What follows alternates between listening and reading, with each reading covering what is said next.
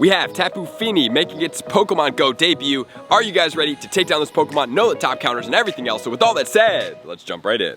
Welcome back, everybody. Let me know in the comments below, are you excited about Tapu Fini? I think we all kind of are on the same understanding at this point in the game that maybe the Tapus aren't our favorite to be in Pokemon Go for 2 weeks, but I'm curious to see what you guys think in the comments below. Let me know. And if you guys do need any more raids, please check the pinned comments below. That's going to be where you get. And finally, trainerclub.shop. You guys have all the way until 11 a.m. this morning to make your pre-orders, and then we are going to be discontinue some of the products on the shop. So if you do want it, trainerclub.shop. So, with all that said, now let's get into the counters. So, Tapu Fini is going to be in raids all the way from Tuesday at 10 a.m. local time. And then that's going to go all the way until Wednesday the 25th at 10 a.m. local time, which it will then switch up. Tapu Fini is going to be a water and a fairy type Pokemon. It's going to max out at 3,230. It has a defense of 254, so this is a little bit more defense of a Pokemon. And as far as its weaknesses go, it's going to have 3, which are going to be poison, grass, as well as electric. And since it is a fairy type and water type combination, it has a decent amount of resistances, starting off with a double resistance to dragon, a single resistance to bug, dark, fighting, fire, water, as well as ice. And as far as the 100% IVs go for this Pokemon, at level 20 is going to be 1632, and it's going to get boosted in 2 conditions, which are going to be rainy weather as well as cloudy weather for the double combination, and that's going to go all the way to level 25 at 2041. And then, as far as Pokebattler goes, shout out to them for all the information and Pokemon Go Hub, we are looking at a grand total of 2.59 trainers to take this down. So it is not duoable, it is trioable, but at that time you're going to need really strong counters, so I would suggest starting off at least with 4 to 5 trainers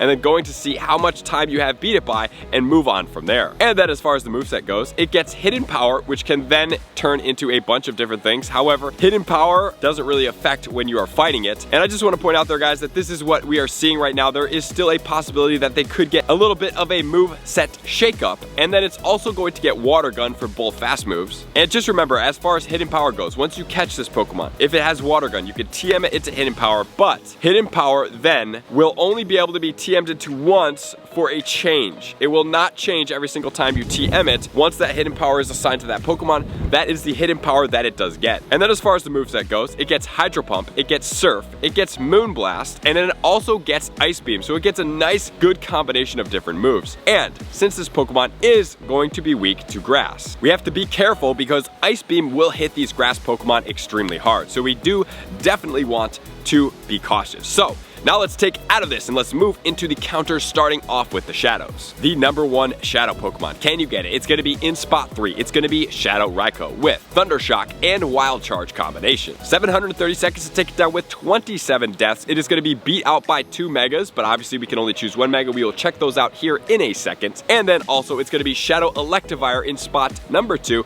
with Thunder Shock and Wild Charge. And then next we have Shadow Magnezone with Spark and Wild Charge. The Shadow Magnezone, just want to point out, is very resistant with an electric and steel type combination, so it definitely may be a Pokemon to consider using because it's going to resist every move coming out of this Pokemon, except for the water. But just remember, guys, this Pokemon is toting Hydro Pump, meaning that that move is a very strong hitting move, so it's definitely something that you are going to want to be cautious towards, even when a Pokemon might resist it or be neutral to Hydro Pump. It is going to hit your Pokemon very hard, so do be cautious when Hydro Pump is going to get unleashed, which then is going to take us out of the shadows and into the megas and the non-shadows. In counter spot number 1, we have Mega Gengar with Lick and Sludge Bomb. So for Mega Gengar, I suggest, instead of TMing away moves all the time and whatnot, that you do have a second charge move that is unlocked. Sludge Bomb is, or has been, not is always, has been a really good move. And since possibly your Gengar does have Shadow Punch, it's not the best raid move, but at the same time you can multi-purpose it for the Master League, so I really don't like to TM away that move. I would have a second charge move, and I would switch this one between Sludge Bomb and Shadow Ball, as opposed to getting rid of Shadow Punch for this, unless you already have built another one. This one has 22 deaths and 697 seconds, which then takes us into Mega Spot number 2, which is going to be Beedrill with Poison Jab and Sludge Bomb. 711 seconds and 28 deaths, so the Mega Gengar is the Pokemon to do, and it's going going to boost the poison types that are going to be in the party. And then we have Mega Manectric. With Thunder, Fang, and Wild Charge, this Pokemon has 741 seconds to take it down, so it is a slower Pokemon, but if you're going to be populating your party with a bunch of electric type Pokemon, I suggest that you guys use more of an electric type Mega. That's going to boost a lot of these Pokemon, right? It's a much better situation to have a Mega Manectric boost your other electric type Pokemon and be ready to play, as opposed to going the reverse way, using the best Mega counter, which is Gengar, but then not getting any of the residuals from the Mega. And then we have Mega Venusaur with Vine Whip and Frenzy Plant, but just be cautious because it's grass. If it does have Ice Beam,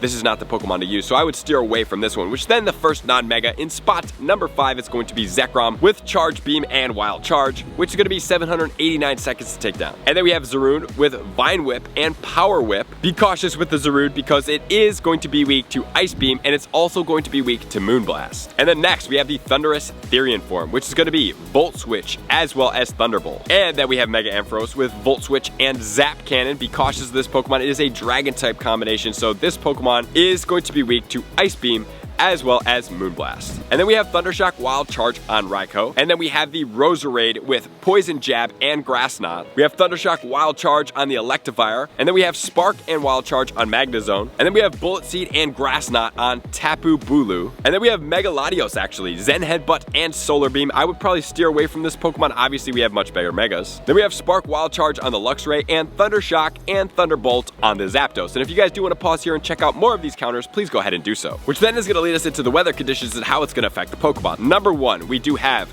sunny weather, which is going to boost all of our grass type counters, so that is definitely something to look out for. Partly clouded, no effect. In cloudy weather, it is going to boost the Tapu Fini all the way to level 25. It also is going to boost the fairy type moves, so Moonblast. Moonblast is going to get boosted during this time, and it's also going to be boosting all of our poison counters. So in cloudy weather, it's a great time to fight it, and it's a great time to go after it, especially with our counters. So that is definitely something to look out for. And then moving on to rainy weather is going to boost all of our electric type Pokemon. So being that we have really powerful Shadow Electric Pokemon, this is going to be a great time to go after this Pokemon and do a lot of damage. And also, the rainy weather is going to boost the Tapu Fini all the way to level 25, and it's going to boost all of the water moves, the Water Gun, the Surf, and the Hydro Pump, which is going to be hitting extremely hard. Then that's going to move us onto the snowy weather, which is going to boost Ice Beam, and we do not have an effect in foggy or windy weather. So that's going to be Tapu Fini in Pokemon Go. I hope you guys are excited, and if you are not, maybe I would suggest just going after the Tapu Fini with your free daily passes. Remember, you guys do get 2.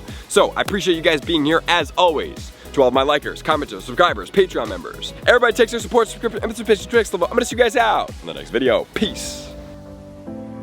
I want to take this time to thank everybody who supports me in every facet. It means the world to me, and an extra special thank you to all my Patreons. I greatly appreciate the extra support to continue to allow me to pursue Pokemon Go full time, allowing me to create my daily video uploads in the most timely fashion for everyone's benefit. Plus, I get the amazing experience of sharing my creative processes behind the scenes and raiding all around the globe with select upper tiers. Thank you everybody for being a part of the Trainer Club. You all mean the absolute world to me, and I will see you guys out on the next video.